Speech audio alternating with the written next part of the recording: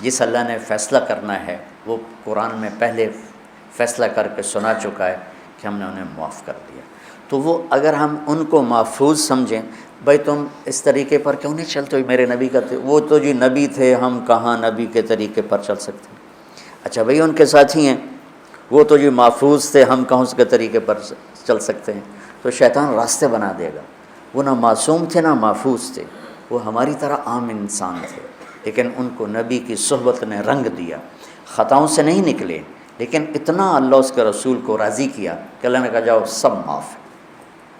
لا الہ الا اللہ کیسے کرنا ہے؟ محمد رسول اللہ۔ اور اس پر پھر آگے ایک موت کے بعد زندگی آ رہی ہے، اس میں اللہ تعالیٰ نے کامیابی اور ناکامی کا دار و مدار وہ اسی کلمے پہ رکھا ہے کہ جس کے پاس یہ کلمہ ہے اور اس کلمے کی ضروریات کو پورا کیا ہے وہ سیدھا جنت میں جائے گا، اور جس کے پاس یہ کلمہ ہے اور اس کی ضروریات کو پورا نہیں کیا اس کو جہنم میں جانا پڑے گا اللہ کے قانون کے مطابق۔ باقی جس کو چاہے معاف کر دیں، اور جس کے پاس کلمہ بھی نہیں ہے اس کے لیے پھر میرے اللہ کا قانون سب سے مختلف ہے۔ تو اللہ کا تعارف سارا قرآن، پہلے قرآن کی ابتدائی الحمدللہ رب العالمین سے ہے۔ اس آیت کو اعظم و آیتن کہا جاتا ہے، قرآن کی سب سے عظیم آیت۔ ایک جگہ مجھے پڑھا ہوا یاد آیا کہ ساری آسمانی کتابوں کا سردار سید الکتب القرآن، قرآن ساری آسمانی کتابوں کا بادشاہ ہے، سردار ہے۔ وہ سید القرآن البقرہ، اور قرآن کی سردار سورہ بقرہ ہے۔ وہ سید البقرۃ آیت الکرسی، اور سورہ بقرہ کی سردار وہ آیت الکرسی ہے۔ اس کو اعظم و آیا، سب سے عظیم، سب سے بڑی نہیں، سب سے بڑی آیت ہے۔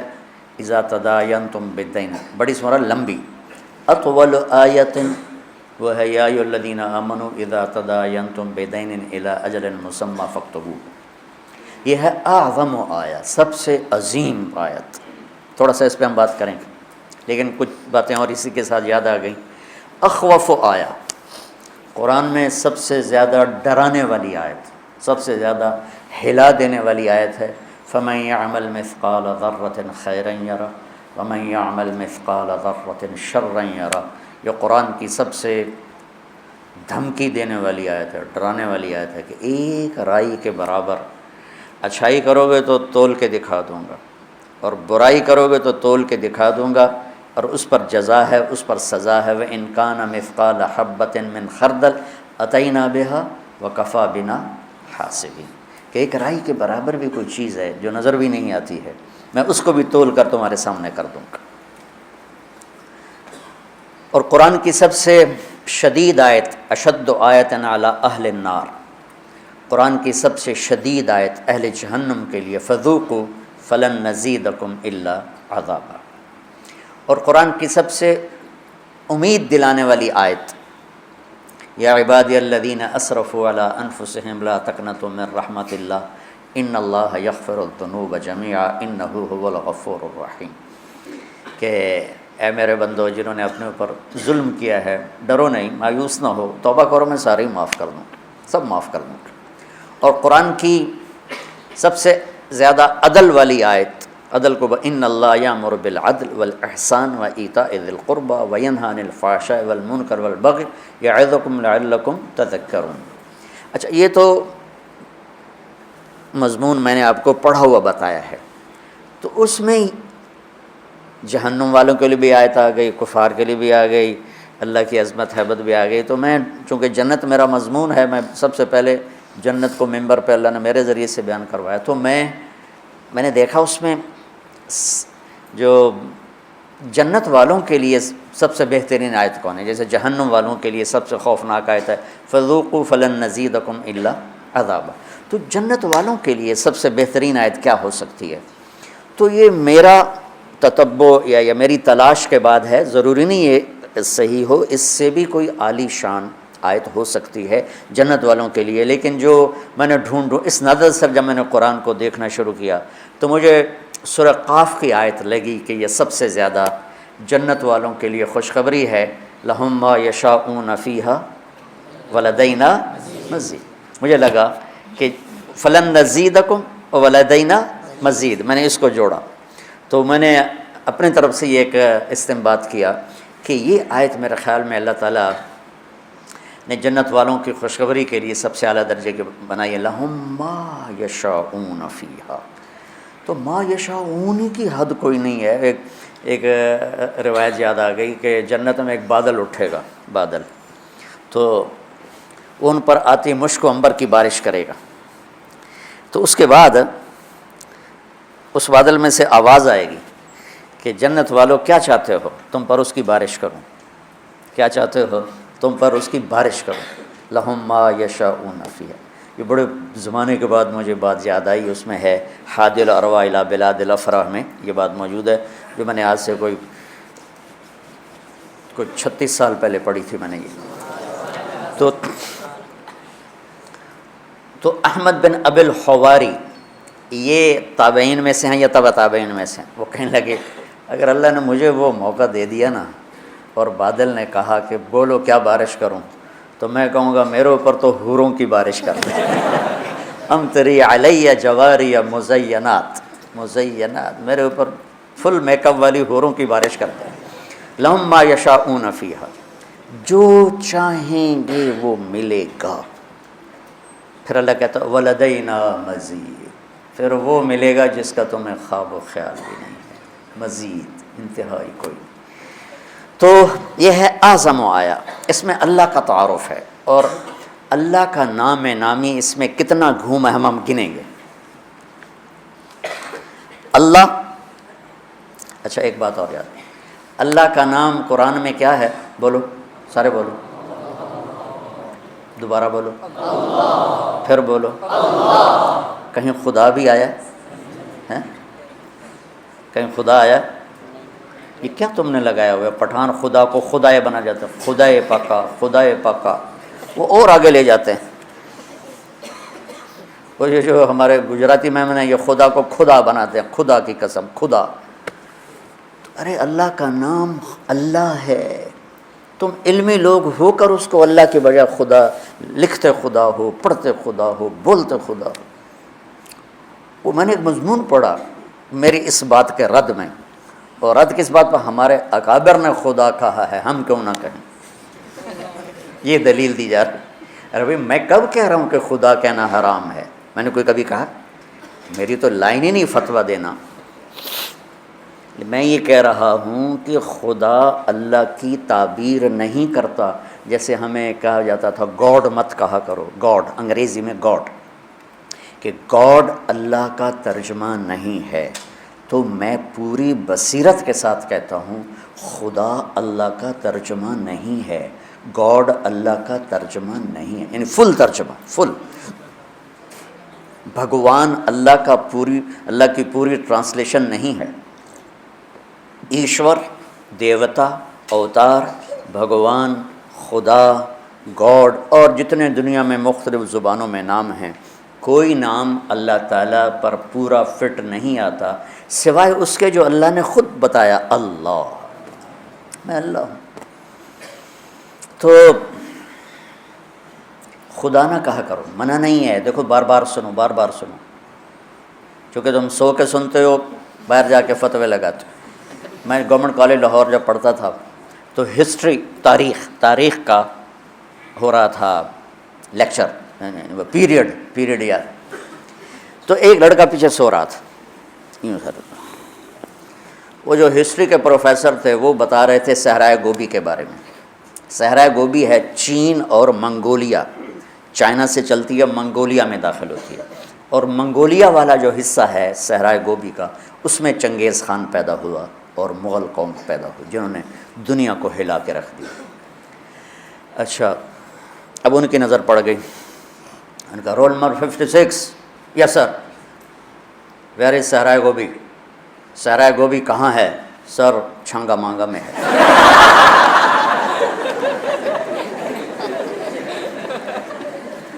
اس نے کہا دفع ہو جاؤ، ایک ہفتے کے لیے مجھے شکل نہ دکھانا۔ تو یا تم غافل بیٹھے ہوتے ہو یا سوئے ہوتے ہو، اور میری بات کا بتنگڑ بنا دیتے ہو. خدا کہنا منع نہیں، بھگوان کہنا منع نہیں ہے، گاڈ کہنا منع نہیں ہے، ایشور کہنا ہر ایک کی اپنی زبان ہے، لیکن اللہ کے سوا کوئی لفظ نہیں جو اس ذات کی پوری ترجمانی کر سکے.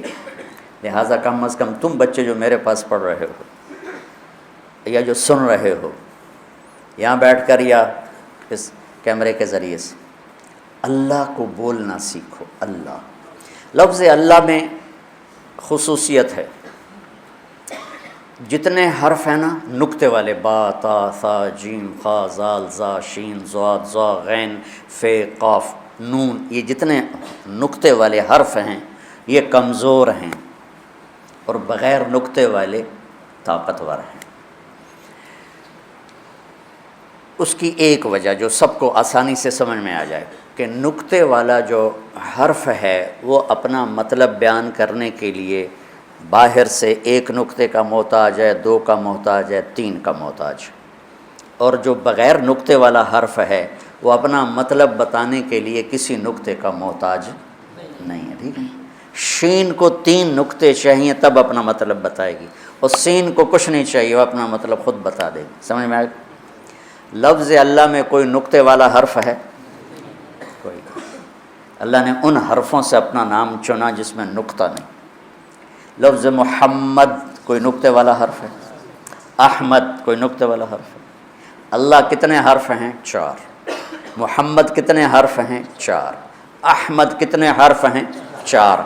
4 کو 3 دفعہ جمع کرو تو بن گئے 12. تو جب اللہ نے کلمہ جوڑ کے دیا تو لا الہ الا اللہ بھی 12 حرف ہیں اور محمد الرسول اللہ بھی 12 حرف ہیں. اللہ کے لفظ کی ایک اور خصوصیت، کسی حرف میں لفظ میں سے حرف نکال دو تو اس کا مطلب دائیں بائیں ہو جاتا ہے. مثلا خدا ہی لے لو، خدا، خدا کی خا ہٹا دو تو پیچھے بچے گا دا. یہ پٹھان یہ بولتا ہے دادے دادے دادے، وہ پتہ نہیں کیا کہتے ہیں، یہ اچھا دادے یہ ہے. تم پٹھان ہو؟ اچھا اچھا اچھا. اب اس کی دال ہٹا دو تو بن جائے گا خا، تو بھی خا خا خا خا خا خا. وہ بھی یہی کہتے ہیں ہاں ہاں ہاں ہاں. اتنا تو مجھے بھی پشتو آتی ہے بھائی. اس کا آخری الف ہٹا دو تو وہ خد بن گیا یا خود بن گیا یا خد بن گیا یا کیا بن گیا. لفظ خدا سے میں نے آپ کو مثال دے دی کہ حرف نکالا مطلب بدل گیا. یہ لفظ اللہ ہے، الف لام لام ہا. یہ الف ہٹا دو پیچھے بچا للہ، تو للہ ما فی السماوات و ما فی الارض.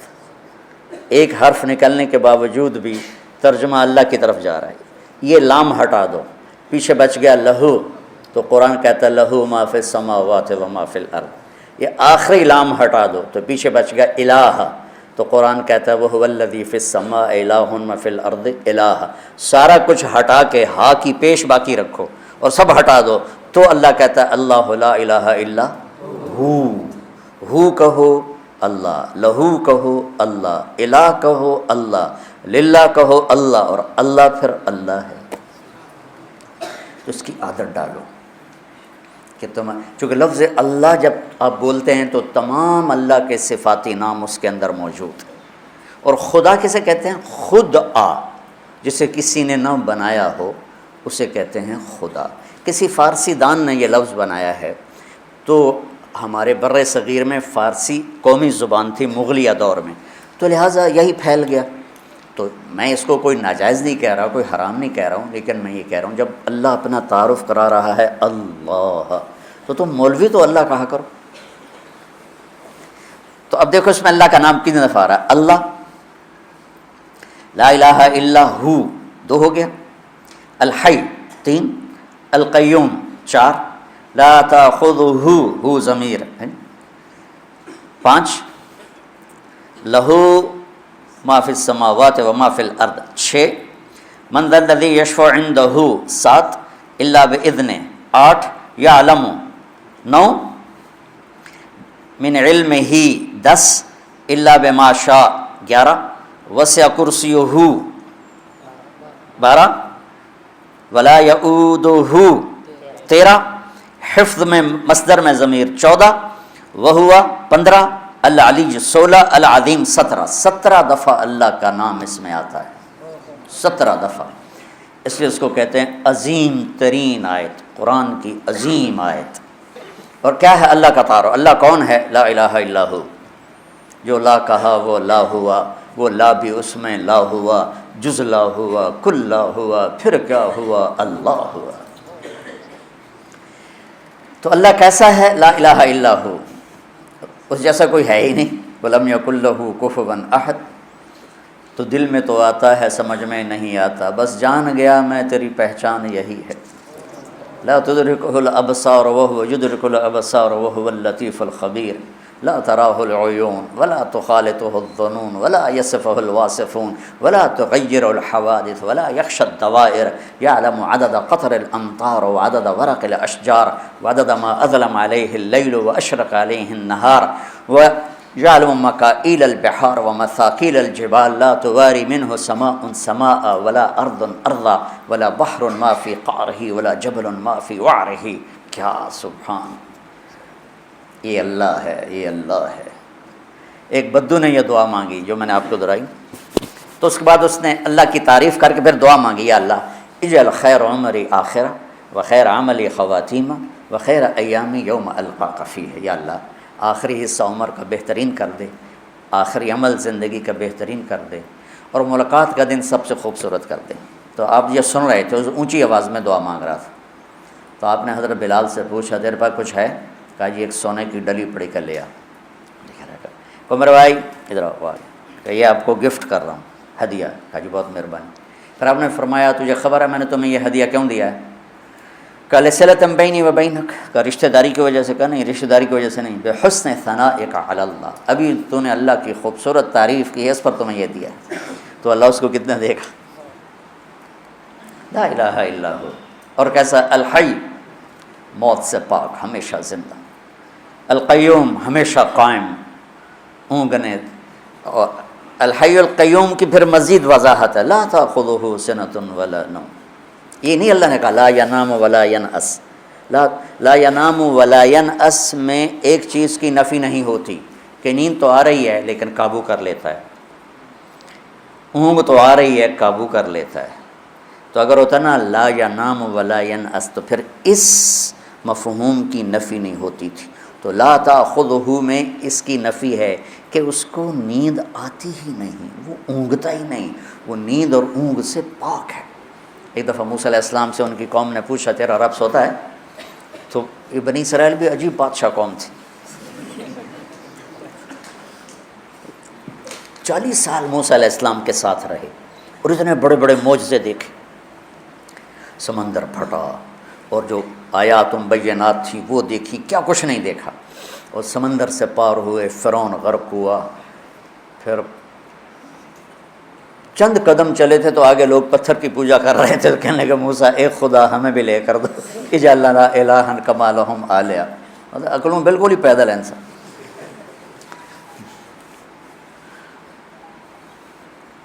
تو میرا رب کیا ہے؟ سونے سے پاک ہے، اونگنے سے پاک ہے، لہذا جو ہمیشہ سے زندہ ہے اسی کا حق ہے کہ اس کو پکارا جائے، جو ہمیشہ سے قائم ہے اسی کا حق ہے کہ اسی سے مدد مانگی جائے، جس کو اس رب نے بنایا اور پیدا کیا اور ماں کے پیٹ سے نکالا، قبر کے پیٹ میں اتار دیا اور اپنے پاس بلا لیا۔ وہ کتنی ہی عظیم ہستیاں گزری ہیں دنیا میں، لائن لگی ہوئی ہے، پکارے جانے کے قابل صرف اللہ ہے۔ وَإِذَا سَأَلْتَ فَاسْأَلِ اللَّهَ وَإِذَا اسْتَعَنْتَ فَاسْتَعِنْ بِاللَّهِ۔ سونے سے پاک ہے، اونگ سے پاک ہے۔ ہیبت کیسی ہے؟ مَنْ ذَا الَّذِي يَشْفَعُ عِنْدَهُ إِلَّا بِإِذْنِهِ، کوئی کسی میں ہمت ہے کہ اس کے سامنے دم مار سکے اس کی اجازت کے بغیر؟ علم کیسا ہے؟ ما بین ایدیہم وما خلفہم، آگے اور پیچھے، ماضی اور حال، مستقبل۔ زمین تو ویسے ہی چھوٹی سی ہے،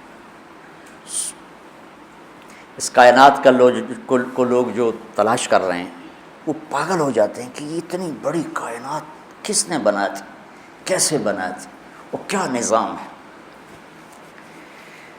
یہ ایک بہت بڑا طبقہ نا جو کہتا ہے کہ خود بخود ہو گیا، یہ خود بخود ہو گیا، دھماکہ ہوا خود بخود ہو گیا۔ ایک مثال دیتا ہوں،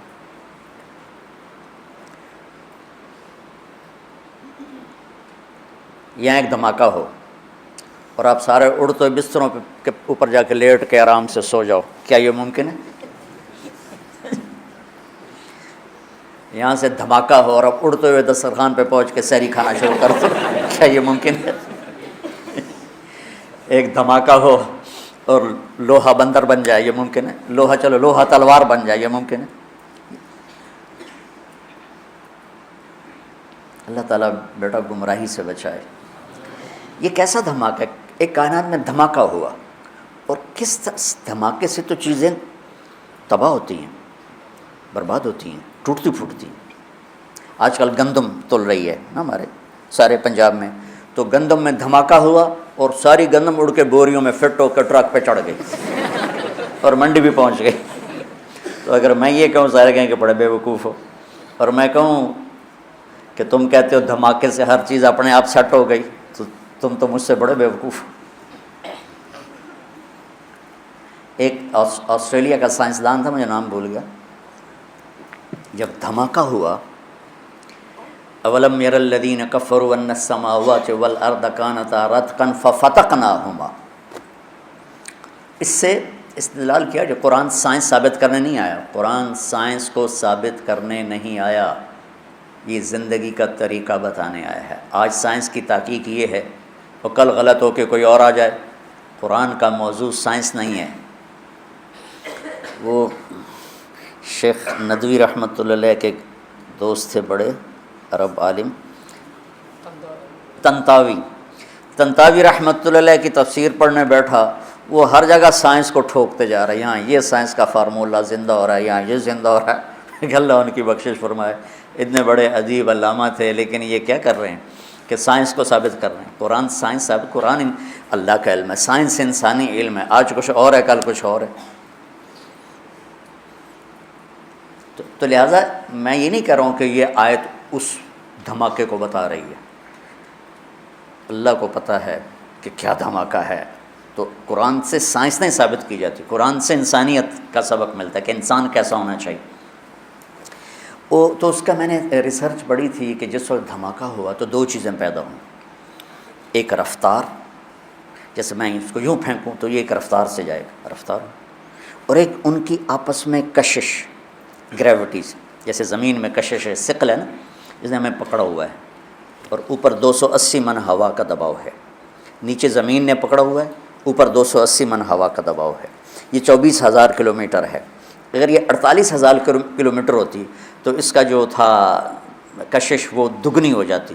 تو ہم زمین پر ایسے چلتے جیسے گارے میں پھنس کے نہیں گاڑیاں چلتی ہیں، ہم چلتے ہیں کہ پیر اٹھانا پھر رکھنا پھر اٹھانا پھر رکھنا، اور اگر یہ اس سے 4 گنا بڑی ہوتی تو آج کا 6 فٹ کا نوجوان چوہے کے برابر ہوتا۔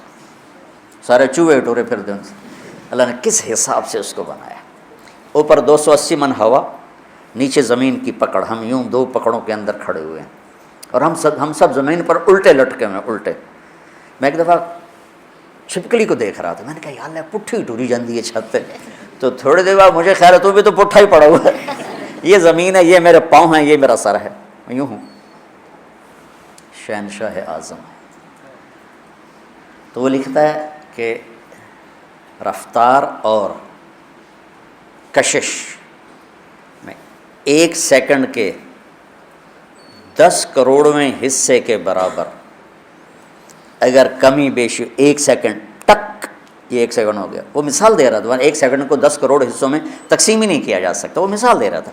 1 سیکنڈ کے 10 کروڑویں حصے میں اگر رفتار بڑھ جاتی تو کائنات گم ہو جاتی، اگر کشش بڑھ جاتی تو کائنات سکڑ کے پھر زیرو ہو جاتی۔ تو اس کو یہ خود ہی بن گئی۔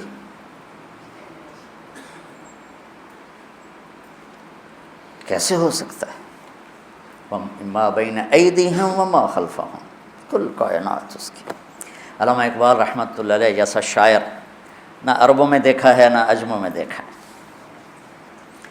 وہ کہتے ہیں ہیچ چیزے خود بخود چیزے نشد، ہیچ آہن خنجرے تیغے نشد، ہیچ حلوائی نشد استاذ کار تا غلام شکر ریز نشد مولوی ہرگز نشد مولا روم تا غلام شمس تبریز نشد۔ وہ کہتے ہیں کوئی چیز خود بخود بھلا بن جاتی ہے؟ لوہا پڑے پڑے چھری بن جائے گا؟ ماں کے پیٹ سے کوئی حلوائی پیدا ہوتا ہے، وہ سیکھتا ہے۔